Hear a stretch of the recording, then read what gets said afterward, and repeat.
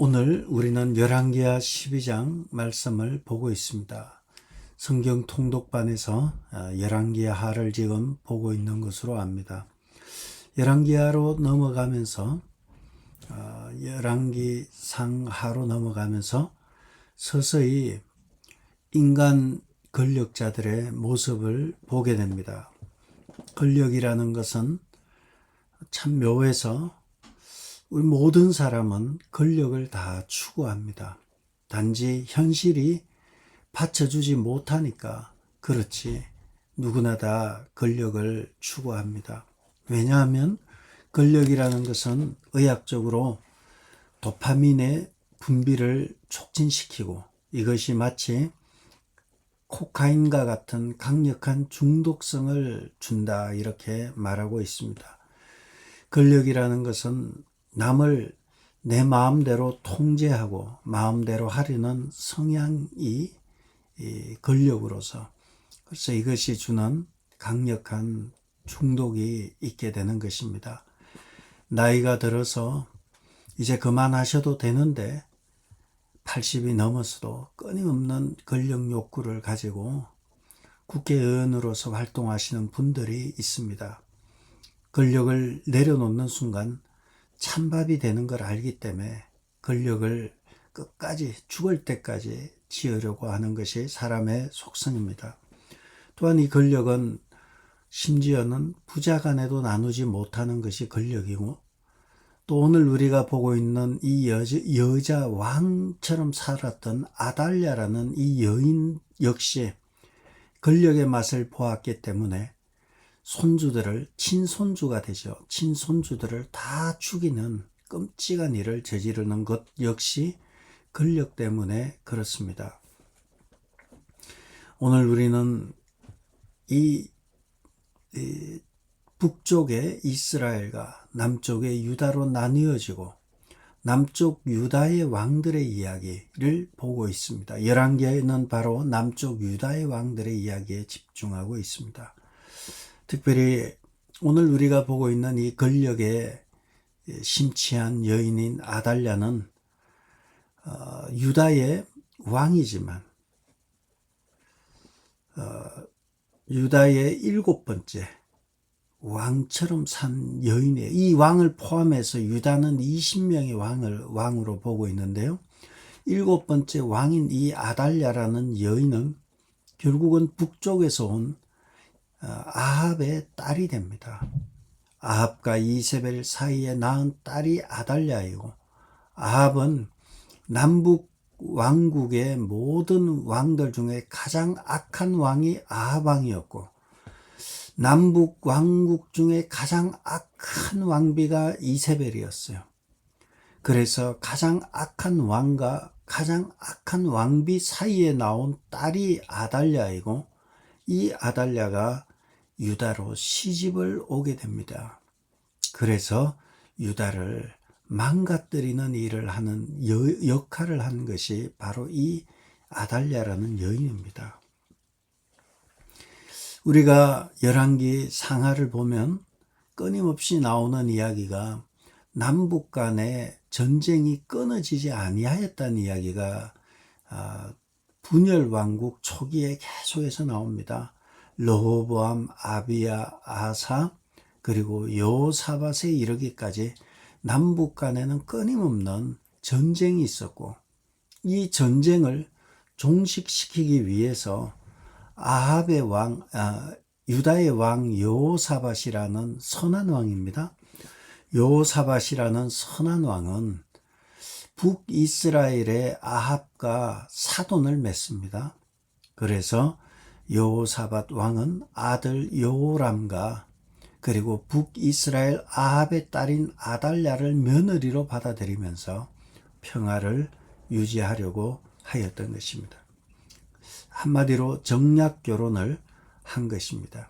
이러한 정략 결혼을 함으로 인해서 눈에 보이는 전쟁이 사라지고 평화는 없어졌지만 두 왕조를 멸망으로 끌어들이는 급격한 일을 하게 되고 보기는 멀쩡했지만 여호사밧은 며느리를 눈에 보이는 평화를 쫓아서 며느리를 북이스라엘의 아달랴를 데리고 옴으로 인해서 아들이 극심한 병으로 병사하게 되고 손주인 아하시아는 죽음을 다락에서 떨어져 죽음을 맞이하게 되고, 그리고 그 집안 손주들은 전부 몰사하게 되는 일이 생기는 것은 바로 이 여자가 잘못 들어오면 패가 망신한다 뭐 이런 말이 있지 않습니까?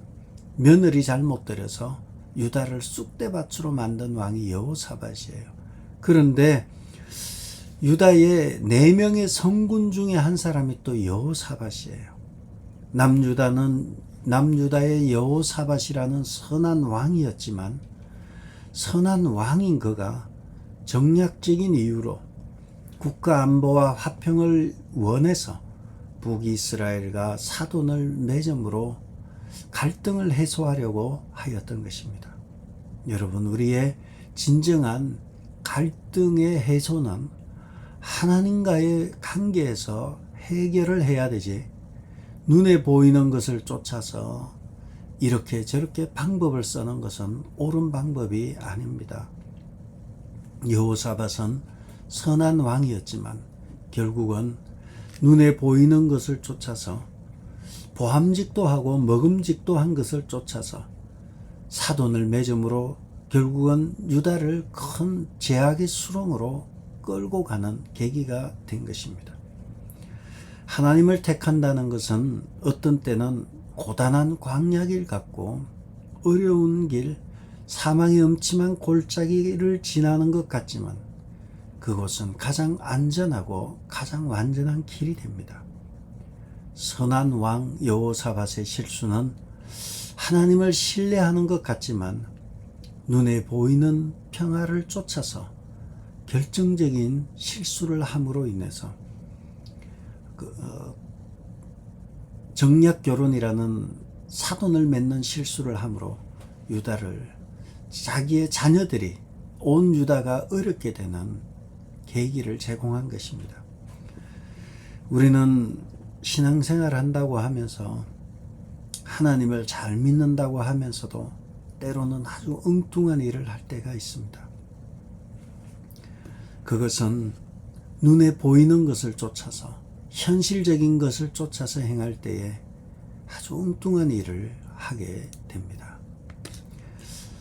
이러한 여호사밧, 선한 왕 여호사밧의 이 결정적인 실수로 인해서 아달랴가 여호사밧의 아들 여호람의 며느리로, 여호람의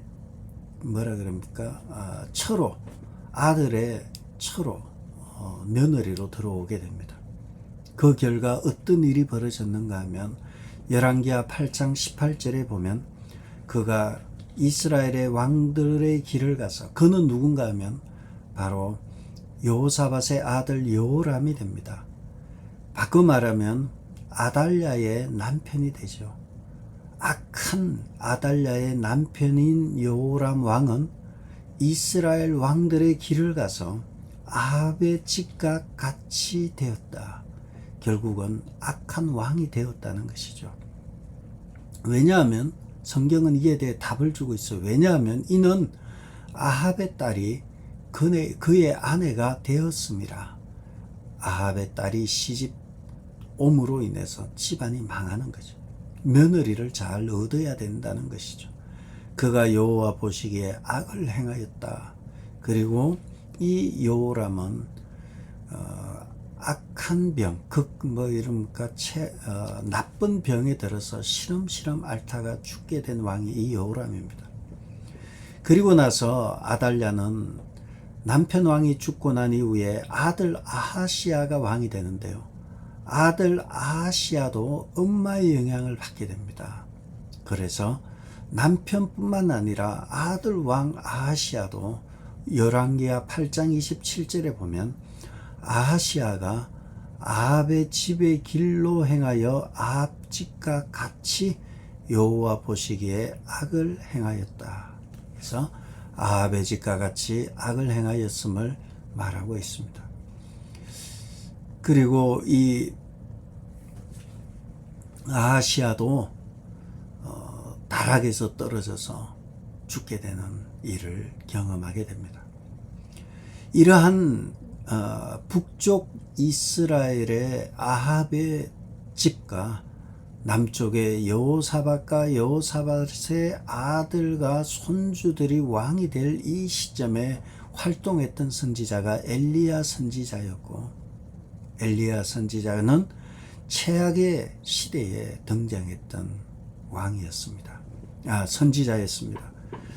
이것을 보면서 우리가 알 수 있는 것은 마지막 때에 가까울수록 하나님께서는 주의 종들을 보내주시죠. 물론 위험한 것은 성경은 엘리야 선지자를 하나님의 선지자로 보고 하나님의 선지자만 있었냐 놓고 볼 때 수많은 거짓 선지자도 동시대에 있었음을 우리는 알 수 있습니다. 물론 그 가운데서 바알과 아세라에 무릎 꿇지 아니한 7,000명의 사람이 있었지만 눈에 보이지 않는 흩어져 있는 남은 자들 7,000명에 반해서 왕주의나 선지자 노릇을 하는 거짓 선지자들도 적지 않았음을 우리는 봅니다. 그러므로 어렵고 마지막 때일수록 우리는 하나님의 말씀에 바로 서 있는 것이 굉장히 중요함을 압니다. 속는 것은 내 잘못이에요. 속이는 사람도 나쁘지만 거기서 속는 것은 바로 내 문제입니다. 내 문제에서 문제가 출발되지 않으려면 우리가 하나님의 말씀 앞에 서 있어야 하는 것입니다. 아달랴는 시아버지 여호사밧이 좋은 왕이었지만 시아버지는 그렇다치고 남편 여호람을 아합의 집에 길로 가게 하였으며 그리고 아들 아하시아 왕을 아합의 집에 길로 가게 하였을 뿐 아니라 여호와 보시기에 악을 행하게 하였습니다. 그리고 그 일로 인해서 아하스가 다락에서 떨어져서 시름시름 앓다 죽고 난 이후에 드디어 아달랴는 칼을 빼어들고 모든 친손자들을 다 죽이게 됩니다. 왕의 씨가 될 만한 모든 남자 손주들은 다 죽일 때, 이때에 한 살배기 아이가 있었는데 이 아이를 유모가 거둬서 이모에게 넘기게 되죠. 그래서 이모가 이 아이를 숨기고 6년을 데리고 있게 됩니다. 그 이모부가 여호야다라는 제사장이었습니다. 여호야다라는 제사장이 이 왕족 중에 한 명인 요아스라는 이 어린 아이를 숨겨서 6년을 데리고 있다가 제7년째 쿠데타를 일으키게 됩니다. 쿠데타가 아니죠. 정상적인 왕권의 회복이 되겠죠. 그래서 아달랴를 죽여버리고 친할머니의 아달랴를 죽여버리고 드디어 7살 난 요아스가 왕으로 등극하게 됩니다. 이것을 놓고 열왕기하 11장 1절에서는 아하시아의 어머니 아달랴가 그의 아들이 죽은 것을 보고 일어나 왕의 자손을 전부 멸절하였고 그래서 권력을 쟁취하였고 그 이후에 어린 요아스가 손주가 쿠데타에 성공함으로 인해서 열왕기하 11장 20절에 보면 온 백성이 즐거워하고 온 성이 평온하더라. 아달랴를 무리가 왕궁에서 칼로 죽였더라. 해서 아달랴는 끊어지게 되고 드디어 요아스가 왕으로 등극하게 됩니다. 이 요아스의 멘토는 이모 부인 제사장 여호야다가 요아스의 멘토가 되어서 그가 한 일은 종교개혁을 시도한 것입니다. 요아스의 종교개혁은 크게 두 가지 방면에서 이루어지는데 첫째는 바알 신당을 파괴하는 것입니다. 바알의 신당을 파괴하는 것이 열왕기하 11장에 나옵니다. 뿐만 아니라 요아스의 종교개혁의 핵심은 성전을 수리하는 것입니다. 예루살렘 성전이 그냥 간신 밖에 있어서 관리가 되지 않았 가운데 요아스의 개혁 중 가장 큰 비중은 바로 예루살렘 성전의 대대적인 보수와 재건이었습니다.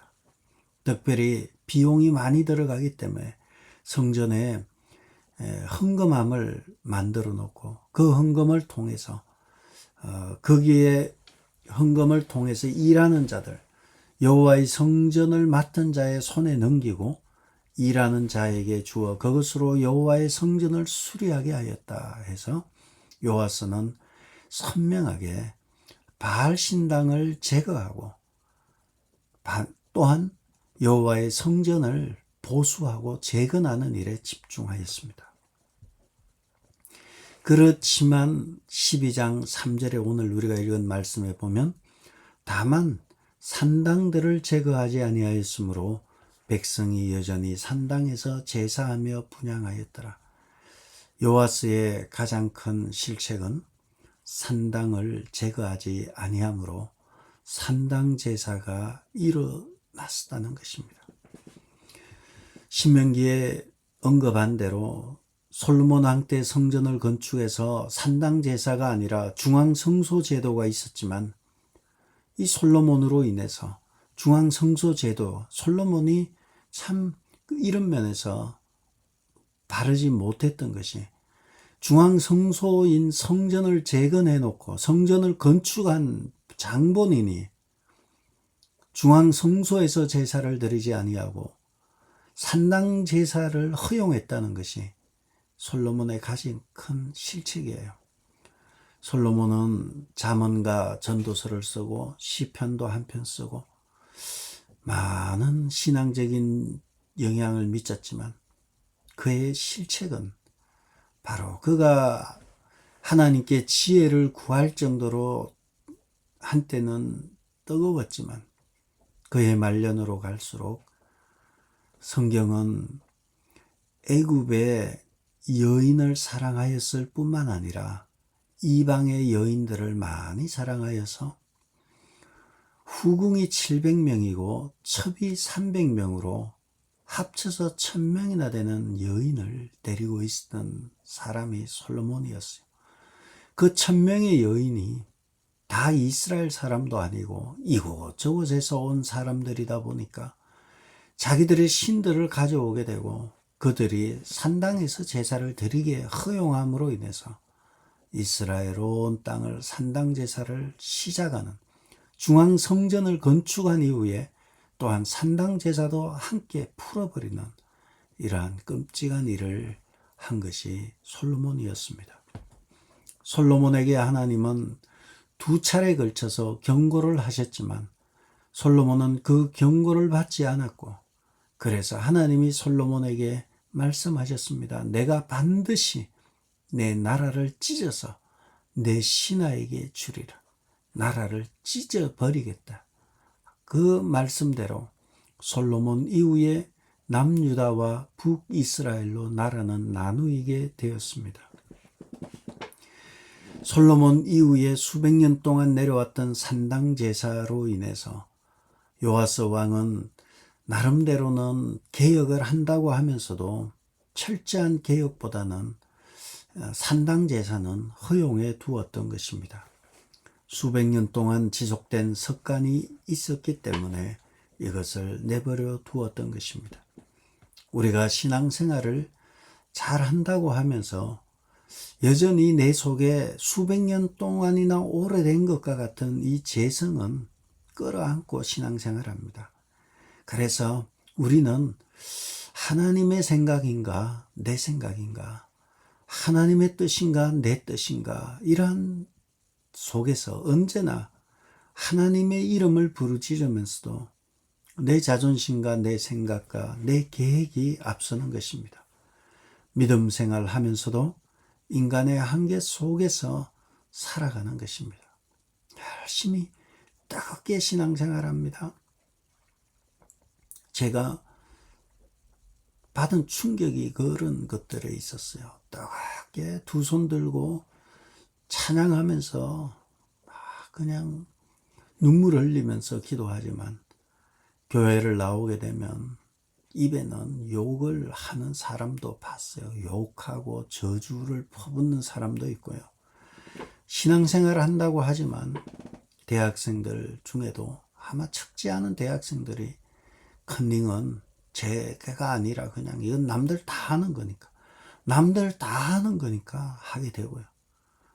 그리고 열심히 신앙생활 하는 것 같지만 또 그리스도인들 중에는 뭐 그런 사람 우리 교회는 없지만 사채를 해서 돈을 버는 분도 있을 수 있고요. 고리사채를 하는 거예요. 전혀 신앙생활 잘하는 것 같지만 죄의식이 없는 지경에 이른 거예요. 뭐 나쁘다 좋다 이것보다는 우리 속에 뿌리 내리고 있는 이 문화라는 것, 우리 속에 뿌리 내리고 있는 그냥 살아온 환경이라는 것이 무시할 수 없는 거예요. 말씀 앞에서 우리가 이러한 것들을 점검하고 걷어내야 됨에도 불구하고 이것이 전혀 죄의식 없이 살아가게 되는 것이 어떻게 보면 오늘날 우리들의 모습인 것 같습니다. 요아스가 그와 같이 산당은 제거하지 아니하였습니다. 요아스의 종교개혁의 한계는 바로 산당을 제거하지 아니하였다는 것이고요. 또한 두 번째 요아스의 종교개혁의 특징은 역대하 24장 2절에 보면 제사장 여호야다. 이 제사장 여호야다는 이모부가 됩니다. 제사장 여호야다가 세상에 사는 모든 날에 요아스가 여호와 보시기에 정직하게 행하였다. 요아스가 여호와 보시기에 정직하게 행한 것은 제사장 여호야다가 사는 날 동안이었어요. 이모부인 여호야다가 살아있을 동안에는 개혁이 강했지만 이모부 여호야다 제사장이 죽고 난 이후에 요아스는 흔들리기 시작하였던 것입니다. 신앙은 의존적인 것에서 나이가 들면 벗어나서 독립적인 것으로 나아가야 하는 것입니다. 우리는 이것을 코람데오라 불러요. 하나님의 면전에서, 하나님 앞에서, 하나님의 존전에서 우리가 스스로 우리 자신을 하나님의 말씀을 스승 삼아서 하나님의 뜻대로 결단하고 나아가야 되는데 신앙이 의존적인 사람은 이렇게 요아스 같이 있는 사는 날 동안엔 그렇게 하고 그 이후에는 문제가 발생하는 것이죠. 우리는 신앙은 독립적이라는 것을 알고요. 자기 자신을 늘 독립적으로 바라보고 신앙생활을 해야 하는 것입니다. 요아스는 여호야다가 죽은 이후에 아주 느슨해져 버렸습니다. 뿐만 아니라 여호야다가 죽은 후에 요아스는 방백들, 관리들의 아첨을 받아들여서 우상 숭배의 길로 가게 됩니다. 그것이 역대하 24장 18절에 보면 그의 조상들의 하나님 여호와의 전을 버리고 아세라 목상과 우상을 섬겼으므로 그 죄로 말미암아 진노가 유다와 예루살렘에 임하니라. 요아스 왕이 바알 신전을 파괴하고 예루살렘 성전을 보수하는 종교개혁을 일으켰지만 여호야다가 죽고 난 이후에는 여호와의 전을 버려버리고 아세라 목상과 우상을 섬김으로 다시 돌아간 것입니다. 하나님의 제사장 여호야다가 죽은 이후에 그의 통제는 사라져버리고 백성들이 와서 절하고 백성들이 와서 요구하니까 백성들의 얘기를 들으면서 도리어 여호와의 전을 버려버리고 우상 숭배의 길로 나아갔던 것입니다. 뿐만 아니라 요아스는 자기의 이모부인 여호야다의 아들, 이 사촌이 되나요? 이모부인 여호야다의 아들인 스가랴, 여기서 스가랴는 선지서에 나타난 스가랴 선지자가 아니고요. 여호야다의 아들 스가랴입니다. 여도 어느 본문에는 선지자로 부르기도 합니다. 어쨌든 하나님의 말씀을 전했던 스가랴가 자기에게 불편한 말을 했다고 스가랴가 하나님의 말씀으로 여호와스에게 하나님의 말씀을 전했습니다. 그것이 역대하 24장 20절에 보면 스가랴가 백성 앞에 높이 서서 백성들에게 이르되 하나님이 이같이 말씀하시기를 너희가 어찌하여 여호와의 명령을 거역하여 스스로 형통하지 못하게 하느냐. 너희가 여호와를 버렸으므로 여호와께서도 너희를 버리셨느니라. 바로 여호야다의 아들 스가랴가 이와 같이 감동을 받아서 외쳤을 때 이 말을 들은 요아스는 그를 여호와의 전뜰 안에서 돌로 쳐 죽였다. 여호와의 전뜰 안에서 돌로 쳐 죽이는 일이 발생하게 됩니다.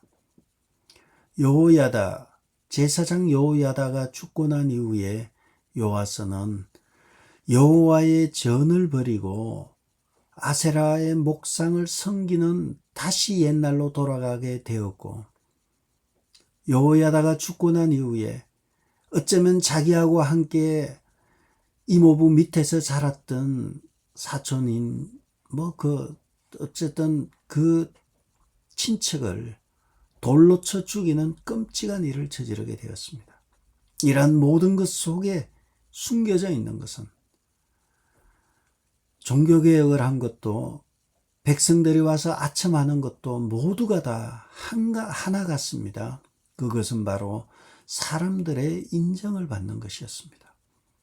사람들에게 대우받고 권력을 누리며 사는 일에 심취됨으로 인해서 친할머니 아달랴가 그랬고 자기의 조상 다윗의 아들 압살롬이 권력에 심취해서 다윗을 죽이려고 하고 아달랴가 권력에 심취해서 손주들을 다 죽인 것과 같이 요아스도 권력에 심취하게 되면서 친척을 죽이고 그리고 우상 숭배의 길로 나아갔던 것입니다. 이것이 오늘날 우리에게 주는 교훈이라 생각합니다. 우리가 하나님의 말씀대로 살 것인가?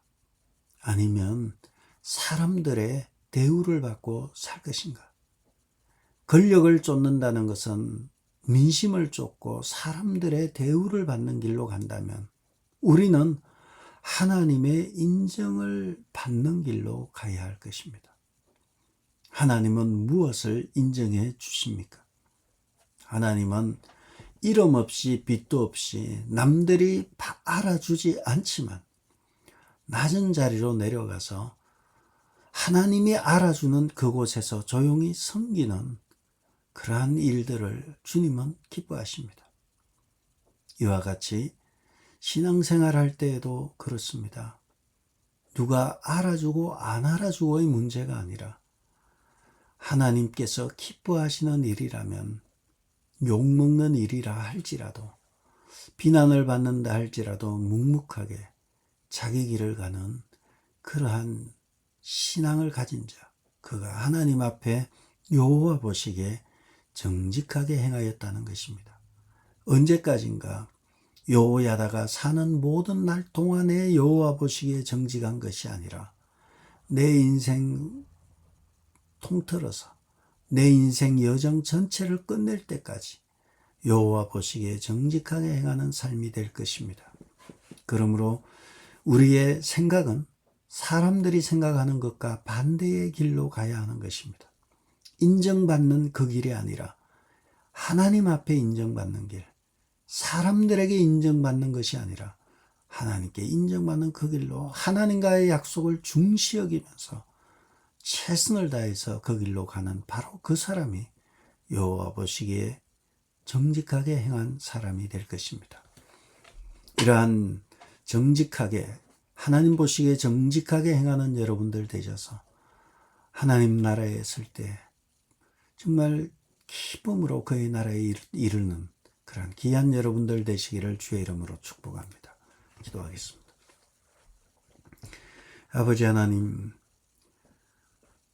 무엇을 하든 사람들의 인정을 받으려고 또 사람들에게 칭찬을 받는 일을 하기 위해서 요아스는 이모부의 칭찬을 받았고 또 백성들과 귀족들의 칭찬을 받는 그 길을 쫓아가다가 마침내 망하는 길로 간 우리는 한 인물을 보았습니다. 그 어떤 상황 가운데서도 우리가 하나님 앞에서의 칭찬을 귀하게 여기고 여호와 보시기에 정직하게 행하는 귀한 주의 자녀들 되게 도와주옵소서.